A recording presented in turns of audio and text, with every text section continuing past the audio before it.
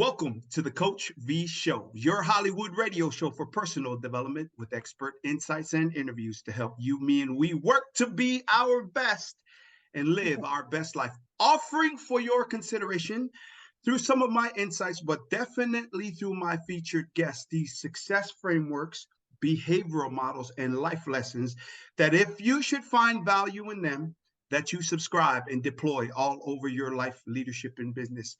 Powered by Island City Media Group, broadcast from Dash Radio Studios, Hollywood, California, the Coach V Show, where iron sharpens iron. Together we rise. Thank you so much for everybody for tuning in to this episode as we feature one of the top music artists premiered on YouTube on the planet. And so Melissa does title herself as a singer-songwriter, independent artist, and musician. Melissa Polinar first embarked on her journey when the industry was evolving into something new with the digital age. Many of her first steps forward as a singer-songwriter were in large part thanks to YouTube at its beginning. She bubbled to the top of YouTube's music category with a collection of original songs, which instantly set her apart from most other curators who are more known for covers of pop music. Self-penned songs like Try and Meant to Be solidified her presence on YouTube, not just as a singer, but as an authentic songwriter known for her artistic poise and lyrical sincerity. Oh, I love that term, lyrical sincerity. Because of her dad's job, she has experienced the world and lived in multiple countries. She resides currently in Dallas-Fort Worth region in Texas. And Romans 8:28 is a quote and or verse from the Bible that she lives by. And we know that all things work together for good to them that love God, to them who are called according to his purpose. Welcome to the Coach V Show, your girl from Texas, Melissa Polinar. Melissa, thank you for coming on the show. How are you? For having me. Oh my goodness. I am so honored and glad that Joe connected us. Shout out to my man, Airplane Joe, who is out there connecting the world, your family. So Melissa, please, could you just give us what's the genesis point? What's Melissa's starting point? Where were you born? Where did you start? And talk about this third generation kid it is that you became this world traveler and traveled because your father. Please explain what that is, and thank you for coming on the show. Thank you. Well, I just want to introduce, I'm Filipino. I was actually born in the Philippines, but I didn't spend much time there as a child because, again, as you had mentioned, my family and I, during most of my childhood, traveled in different countries, actually lived in different, and some of them, I'm the youngest of three, so some of the memories are a little hazy from my perspective. My older siblings remember a whole lot more than I do, but most of my memories were actually in the Middle East. That's where I had a lot of memories and learned the culture and different cultures within Middle East, because there's a lot of different foreigners who actually live there as well. So and then after that we moved here, and I kind of, since I am the youngest, I'm the most Texan out of my siblings. So yeah, I mean, even with sports and everything, it's all Dallas Fort Worth teams, and yes, and music has always been kind of like that common thread within my journey, and I kind of just elevated in the sense that I made it into a career. My family loves music. My sister sings, my brother plays the piano and sings as well. But I'm the only crazy one who actually tried to pursue it in, making into something, a career, So I'm the crazy pants in the family in that regard. And so how can we find you on YouTube, and how do people find your music, subscribe to your channel and all that? How do we do that? Well, you can just do a simple Google search of Melissa, Melissa, Polinar, Polinar. You know, people, a lot of my, I guess, fan base have found me on YouTube in the very beginning around like 2008, 7 or something. That was when YouTube wasn't too saturated with a lot of musicians. It was just a lot of, there was a surge of like Asian American um, artists who just started, you know, picking up their guitars or ukulele actually and cover songs. And I was Right. part of that. I was part of that wave. And a lot of those people actually are still, some of them are my close friends. We kind of bonded over that whole experience. And then a lot of us just kind of like veered off into different things, but some of us still have stayed in the music. But yeah, you can look me up on YouTube, Twitter. I'm on Twitter. I'm on Instagram. Uh, and Facebook as well. So you know, since I'm an independent musician, I really do, you know, facilitate and cultivate and develop a lot of, you know, connecting with my fans through social media. It's really important. You know, I don't have like this big machine behind me to Yeah. market on my behalf, you know, so I have to make my relationships with my fans and also my colleagues that way. You know, that's where I keep in touch with my producers or my songwriter colleagues. And yeah, usually on Instagram and Polinar or Melissa Polinar. So just look me up that way.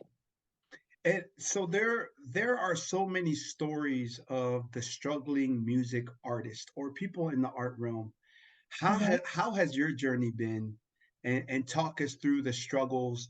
Like you said, all of you play music, but you're the only one who actually decided to go for it. Talk us through that. Within my family, yeah, I'm the one that was a little, you know, uh, I think that at the beginning there's a little bit of a mix of naive kind of, you know, especially in the time that I tried to do it because it's like there's not a lot of Asian Americans at that point. Now in 2023, we have a Yeah, little bit more we have a little bit more representation now, right? right. So kids these days probably will say, "Oh, it's possible." But when I was a teenager growing up in Texas, I could not name you a Filipino or Asian American or Pacific Islander who's in the forefront in music or media in general. So yeah, so I was a little naive. I was just like, well, if I write great songs and I sing well and people will like me. But you know, in a fan situation, I think that's possible. But in a music industry situation where there's an infrastructure and business behind it, it's a little hard. There's struggles in there, and it's literally the only reason why I've propelled this far and this long is because of the support of the community. Wow. Literally, Right. literally, yes. And I grew up in Texas in a predominantly not a lot of minorities, so I was the token Asian friend. I was always, you know, and I had met, you know, in a way, I got used to it. You know, I was that Asian friend that everybody knew. But it wasn't until that I got into this YouTube community and predominantly are all Asian American, Filipino American Islanders. It's like I felt a little bit more like, wow, I'm not the only one who wants to do this. And we all felt empowered with each other's artistry. So there's a community of fan base, but there's also community within the artistry, right? Within artist communities. And I think that propelled, you know, my friend pushing me to write more songs, or I've inspired them somehow to write songs as well, and putting their music out there. So it takes different kinds of components to get me from that got me from the very first day that I decided to do this to now, because I could have quit any day. You know what I mean? Yeah, it's a learning journey. It's really hard. And the only hope is that whoever comes after me, it's going to be easier for them. They're going to have hardships that I will never encounter, but I think for the newer generation, especially, I mean, I'm a millennial. For the Gen Zers out there, it's going to be easier for them because a lot of us have kind of facilitated this journey for them. So. Right. And when did that start? Talk us through that. High school, college? Did you go to a traditional college or high school, you just went for it? Well, I've always been musical growing up. So it's, I don't know, I can't assume everybody knows, but a lot of Filipino families love music as is. Like they love karaoke, they love their kids going Karaoke to. and rice cooker, every household. Yeah, come on. Exactly. So, I was in piano lessons, I was in violin lessons, and I loved all of that. But I never thought of it as a career, like songwriting and all that stuff. It was just not in the vicinity. I was going to be a nurse, apparently. Uh, You and Joe Coy, and right? Joe Coy was going yeah, to be a nurse too, right? Right? yeah, I actually took pre-nursing classes, but it started, the seeds were planted obviously since I was a child, but it wasn't until I would say high school that I started kind of doubting, like maybe I should do this, or like kind of exploring possibilities of songwriting and pursuing music as a career around that time. And it wasn't until I would say right after high school, like 18ish, that I kind of just like, let's just do this. And I tried to do the double life where I did the college and then I went out to different cities and like started songwriting. I actually got a songwriting deal with Warner when I was before YouTube. Wow. Yeah. So that's kind of what facilitated this push to like, somebody actually in the industry wanted me to write songs as a profession. It wasn't just relatives and close friends that say, "Oh, you're a great singer, Melissa," or "You're a great songwriter." It's like, who would they really know? I don't know, Right. but somebody in the industry found me in a coffee shop. I sang at like one of my songs at a coffee shop, and then he came up to me, and I was a little like, "Is this dude for real?" But I went back home, and then like a week later, I got a call from an executive and said, "We'd love to fly you out to Nashville and meet up with our team and see where this goes." And that's exactly what I did. It just kind of catapulted. I stayed with them for like about 3 years, doing songwriting. That's where my crash course, that I would say that would be like my college education in Right. songwriting and collaborating. And just imagine a teenager having to negotiate a publishing deal. Wow. I did not know any entertainment lawyers at this point. I had to blindly find some lawyer dude to and pay him like just some sort of an amount of money to negotiate and like make sure everything is cool, because obviously they couldn't. Warner couldn't really like refer me to any lawyers because that would be a conflict of interest. I had to find it myself, and so like what the hell? And I just went to a nearby bank, went to the lawyer in there and then said like, could you refer me to a lawyer, if you can't do this for me. It's like, I'm a real estate lawyer and a bank lawyer. I don't know entertainment law. I remember Right. I was just like, this kid is like in his office. It's like, but let me go to the database of like lawyers. Like this was before like social media really was a thing, Yeah, yeah. so he had to like make sure that this guy was legitimately like an entertainment lawyer and knows all this stuff. And so that's how I got my lawyer. Like I was so clueless, and he had to go through all the contract clauses with me. I was so clueless. Like it is, like this is a world that I wasn't really exposed to as well. So the 3 years that I had to do that, that was like my crash course of the music industry. That was like the reality of like, I love music, but music industry is a separate thing that you got to learn if you want to be in it. So this all happened before YouTube. Right. So yeah, so after YouTube, after sorry, after the 3 years that I had with that songwriting deal, I went back home here to Texas and started. And I told myself maybe I should just go back to college, right? So I started taking classes and all that stuff, and then I told myself, well, since I'm not doing any shows, I'm not doing anything like professionally with music, why don't I just post some of my songs on YouTube? That's how it started because I was in Wow. college. I was I was literally going to class and I just did like little songs on YouTube with my guitar. And I did not know that it was going to propel me to the next phase of my life at that point. And from then on, I think a lot of people just have, know me, know my work because of that. But I had a life within the music industry before you. Right. So my tenure of music industry, I don't know-how and like exposure has been pretty long at this point. Right. Yeah, Yeah. that's amazing. What an amazing story. Because you didn't design it, go to school for it at USC, and then you No. tried to figure it out. You got a Mm, 3-year you got a 3-year deal, was in mhm. Nashville, Tennessee, Yeah. right? Oh my goodness. And then go from Nashville to now coming home, trying to figure things out. And Mhm. then technology and the nuances of the new digital age really help propel you into what Mhm. you were before that. I mean, I always believe that people are what they wanted to be prior because nobody becomes something that they're not. Come on, Melissa. Come on, Melissa, Yeah. right?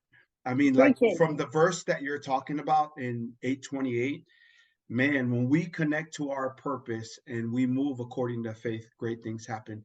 So what has built since then? Talk about your tours, talk about your music writing, and where you are currently. So when I started the YouTube thing, I didn't know what to expect, right? Like I wasn't really completely too viral in the sense. It was just like I cultivated a lot of fan base and that followed closely to my work.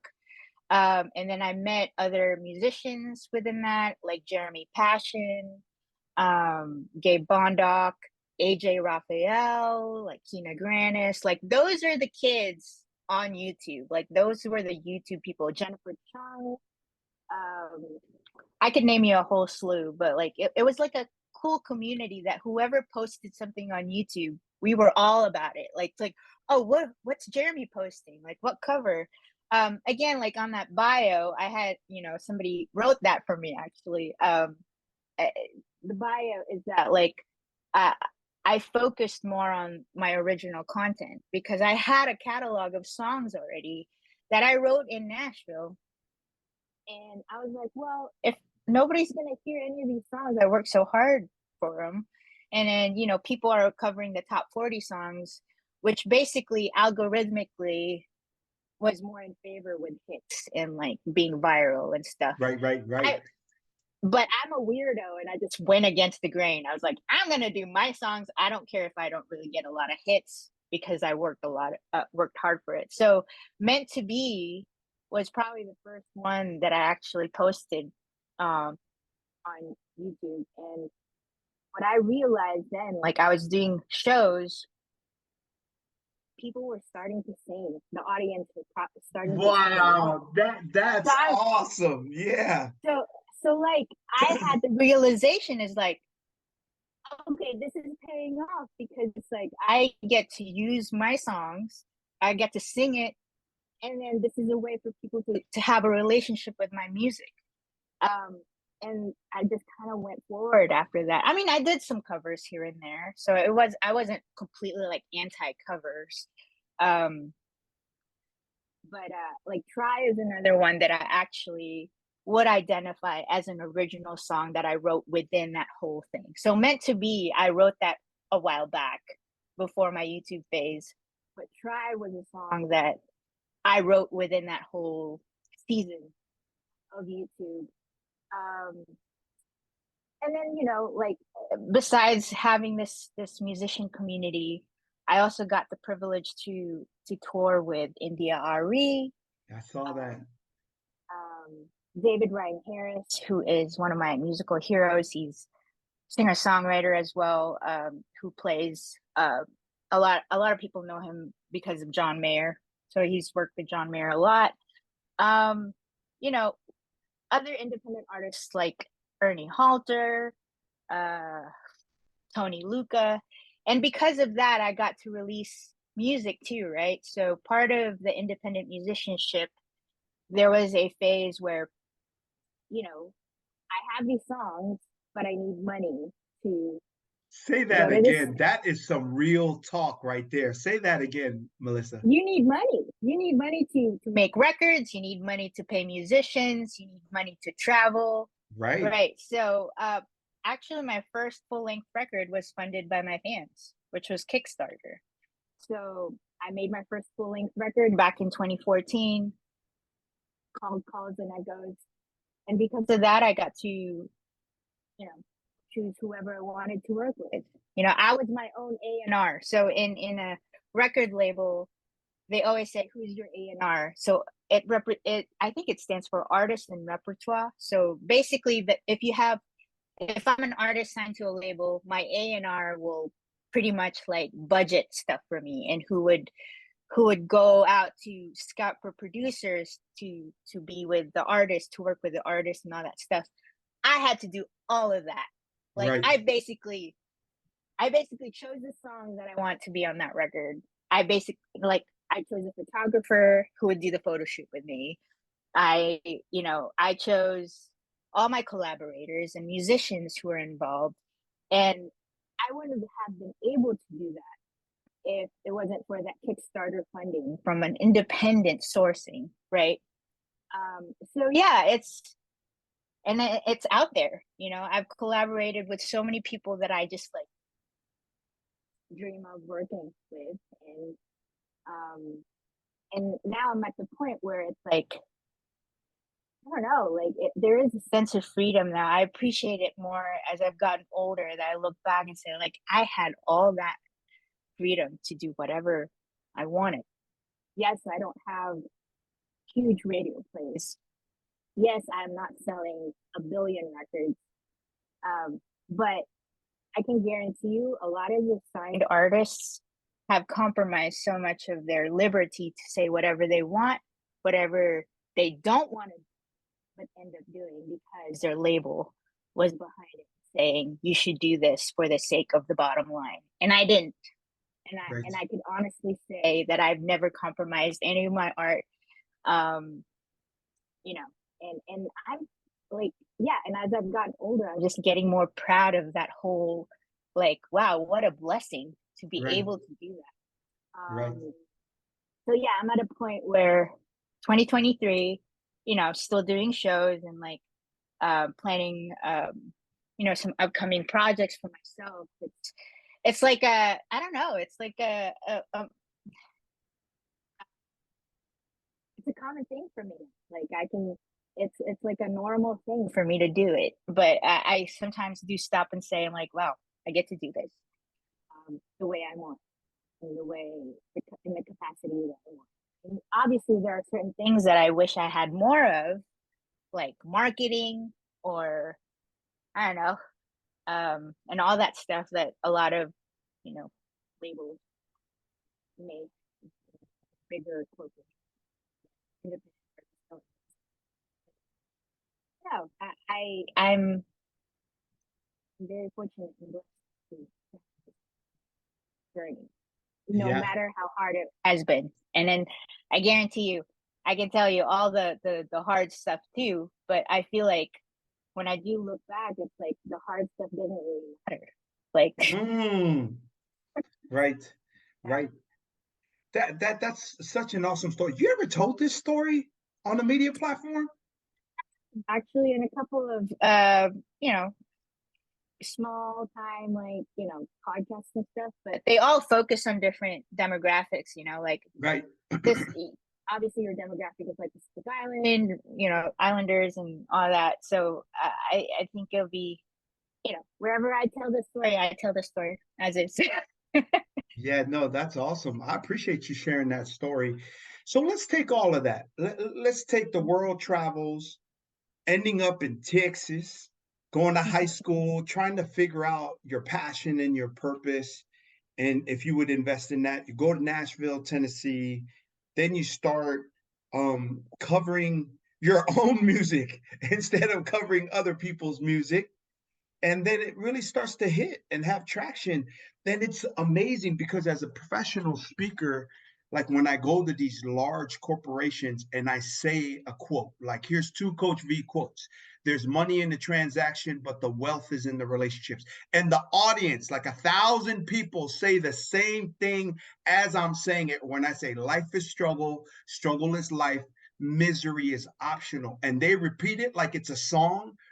I have such a huge gratification and great positive vibes because I've impacted someone to think about something and remember it, let alone a song, right? Because I mean, songs like music and movies are so inspirational that people oftentimes forget that, man, that's just a movie. Nah, to these people, some of these movies are like real because it created an emotional state, a mindset, it empowered them to believe, right? So, all of that culmination, what would be Melissa Polinar's uh, message to the world? What would that be? There is a quote that I would love to look up right now, if that's cool. Yeah, yeah, look it up, please.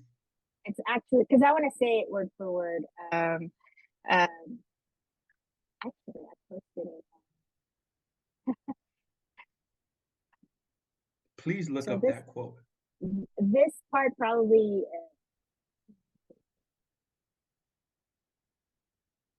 your editors might have to. No, we're gonna let this thing ride. This is real. This it's all good. Because we'll just keep it real. I love to keep it real. There's this quote that I posted, like my little info about on my Facebook since back in 2000 something. Quote. So you keep looking. Um, for those of you tuning in, thank you so much for tuning in here on the Coach V Show, where iron sharpens iron. Together we rise. I am now featuring today, so thank you for joining Melissa Polinar, who's coming in from Texas. And she has been just walking us through. So if you missed the beginning of the interview, go ahead and just watch it on the YouTube channel or Facebook Live. On the Facebook and just drag the cursor back and watch it. But thank you so much for tuning in. And Melissa, what would be your message to the world with all this wisdom, hardship, and everything that you've overcome? I mean, touring and sing. I mean, I heard NDRE just actually reached out to you because she saw something and you guys just started a conversation, right? So then what would be your message to the world? There's this. I can't claim that this is my quote because it's not. So the quote goes: "The purpose of life is to discover your gift. The meaning of life is to Is give to your give gift your away." gift away. Amen. Amen. Say it So one more time for us.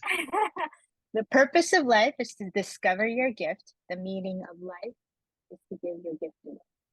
So So you, I think that has been my guiding, I guess, force um, since a while back, since before I became anything in the music. And, I was just determined, like, what is my gift? Like, I don't want to do something that's just because it's expected of me because I'm Filipino and I gotta be a nurse.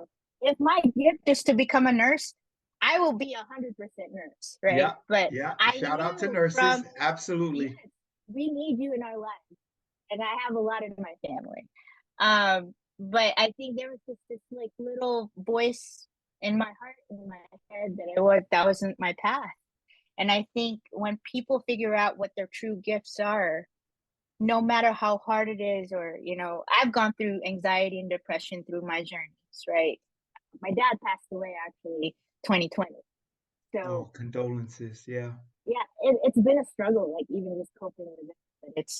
But but it's a lot of learning experiences along the way. But when you do have that gift and that empowerment of that gift, like you can do anything, literally.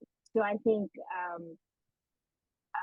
life will always be hard. So might as well pick some hard thing that you love.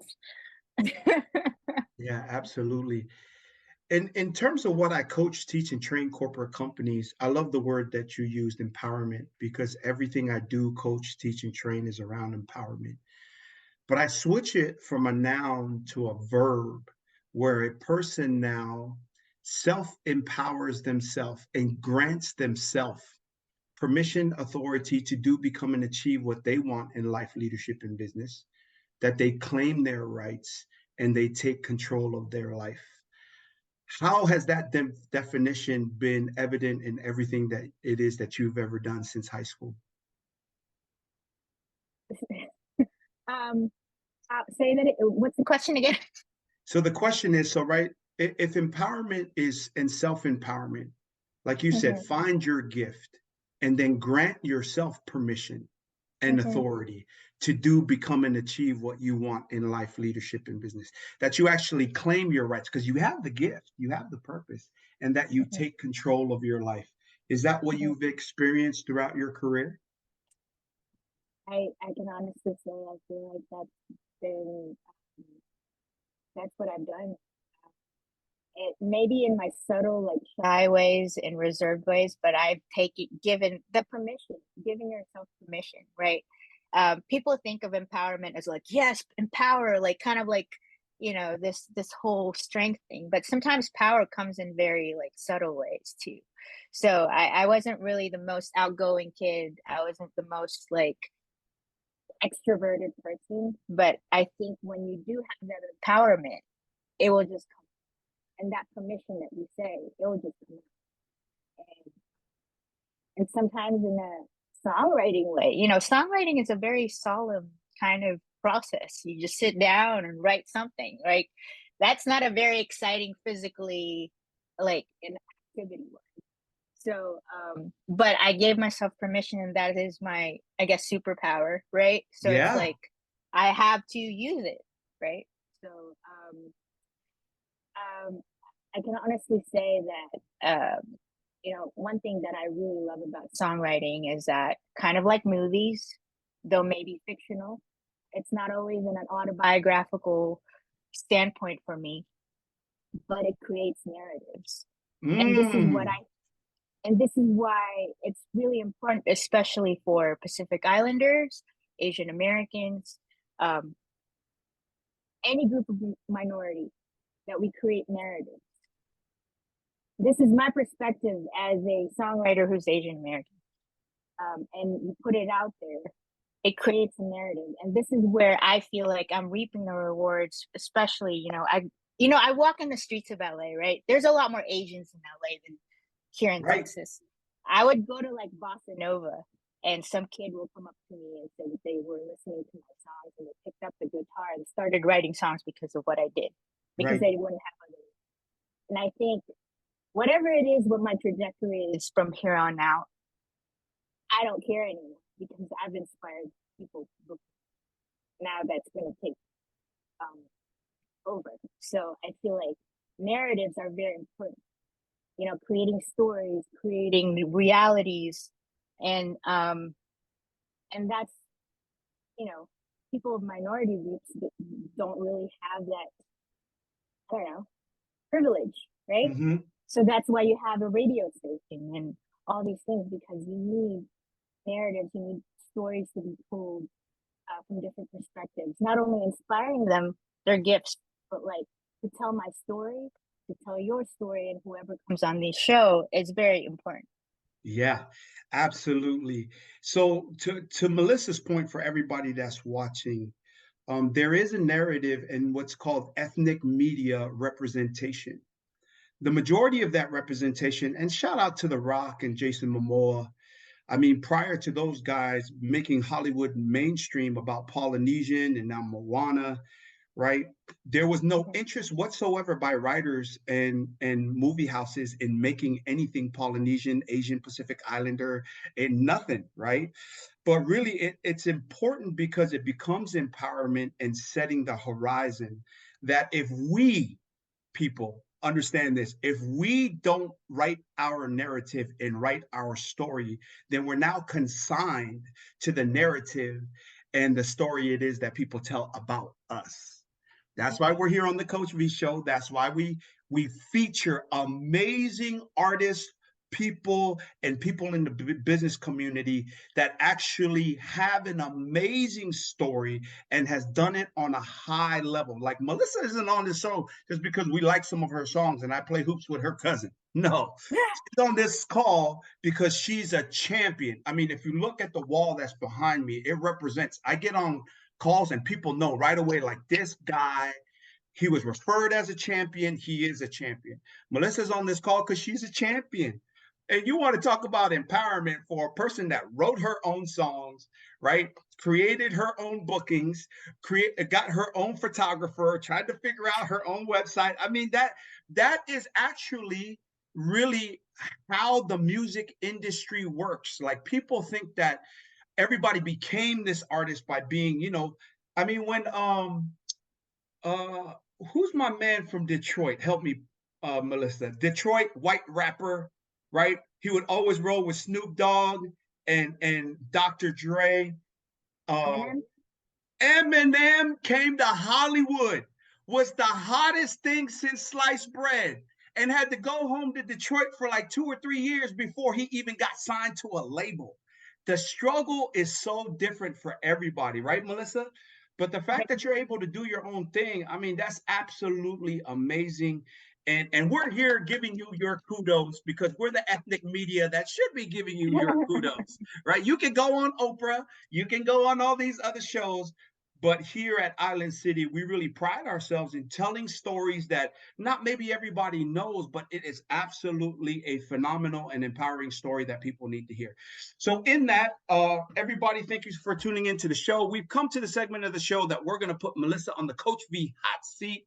I'm going to just ask her a couple of questions, and then she's going to respond. She's going to tell us a couple of shout outs and some things it is that she wants to do. But before we get to the shout outs, Melissa, when I roll in, so I come in and I do the coaching for the Jack in the Boxes all the way from the DFW, and we always do it in DFW, is from DFW to Oklahoma and Colorado. They all come to Dallas and we do that. So when I roll into town, what is the number one food spot that Coach V needs to go to there in DFW? I mean, if you're into fast food, just go to Whataburger. Okay, so I've done Whataburger, but tell us, because I love that. And for those of you that are in Cali that love In-N-Out, you just got to try Whataburger. I do think they're greasy. What? It's much more greasy, but it's worth it. I think. Yeah, I think so. So I think the food quality in the patty is actually very good, right? And it's a little bit more peppery and greasy, right? But I love Whataburger. What's another spot that's a non-chain spot, Melissa, that we need to go to? Oh man, there's a Mexican. Man, I should have prepared for this. There's a Mexican restaurant in Fort Worth. Oh man, Worth, and it's family owned. A Mexican restaurant downtown. I'm Googling. Oh, Polinar.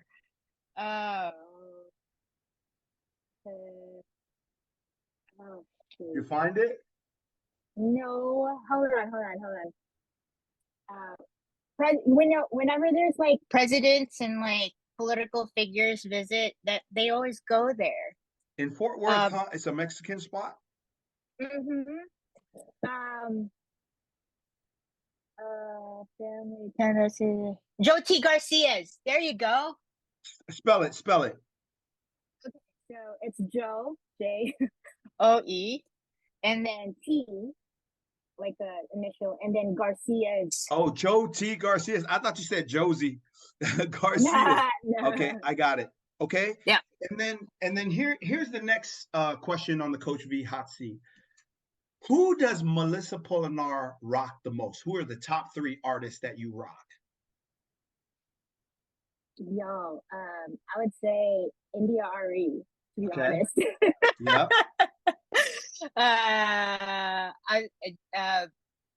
John Mayer. Yeah, John Mayer. And then who else?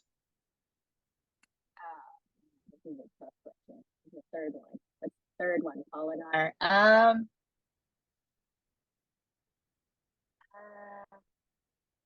Does it have Alive? Oh no. Well, classic. Okay. All right. Stevie Wonder. Stevie. All right, Stevie Wonder. So that's the Coach V hot seat.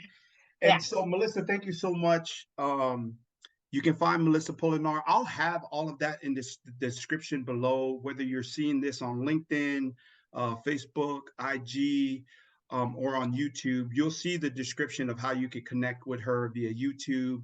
I'll also put her IG down on there. So just look below. You can find and connect with her. And then, so what would be your shout outs? Who do you want to shout out here on the Coach V Show? Oh, shout out to my cousin Joe for Playing Joe. for connecting this. He literally just called me and said, "Hey, so I have a friend who does a podcast. You want to do it?" It's like, sure. So I really had no context. He sent me links, but I didn't really check it out. I just trusted him. Like, cool. If you think he's a cool guy, I'm cool. So I'm like, shout out to him. He's one of my I think it's he's like my kuya. So in Filipino, it's like my older bro. Yeah, older brother. Besides my actual brother. So yeah, I have a lot of memories with him and Carson, and just just kind of he would play Boys to Men like crazy, and I would be in his little car, teal car, when I was a kid, and he would try to hit on girls, and had like he's funny, and now he's like a dad with just crazy, like how funny how time goes and changes people. But yeah, he's one of my dearest family members, and I always love his support and connecting me to you. Anybody else that you want to shout out? Well, I shout out to my fans, and I guess every supporter out there. Know that I always appreciate y'all. I'm from Texas. And it's always like, even just commenting on my social media, and even just sharing a link of my music to somebody, like that helps me. That helps a lot of musicians out there, because it's it's a tough world. It's a saturated creative world out there now with a digital age. And so whenever people share my music or talk about my music or me, and then eventually when I go on tour again, or whatever show I do end up doing, like they show up, I always love that. It's always very, I don't know, it's a blessing. That's awesome. You gotta get something down on the books, please, for Sacramento. So Joe and we could hang out. We'll take you out to some awesome food spots out here. So thank you so much for coming on the Coach V Show. Anything else before I close out? Anything else, Melissa? That's it, really. All right. Thank you for everybody else, go ahead. Thank you for having me. Oh, thank you, Melissa. Thank you. This is all about you. It's your show. I'm just a co-pilot here today. So thank you so much for everybody for tuning into this episode of the Coach V Show, where iron sharpens iron, together we rise. And for Melissa and I, it's just not for the sake of just success that you tune into a show like this, right? But really for the sake that you be your best. In doing so, you realize the best of your abilities, and that everything and anything that you dream, work, and pray for can be achieved. This is how your girl Melissa, your boy Coach V, rolls, all about faith and family. Grateful for God's amazing grace. Thank you again for tuning in, and I will see you on the next episode, Mono Motivation Monday next week, of the Coach V Show. One love, mad respect from your girl Melissa from Texas, and your boy Coach V. One love, mad respect, live it. Peace. Choo-hoo!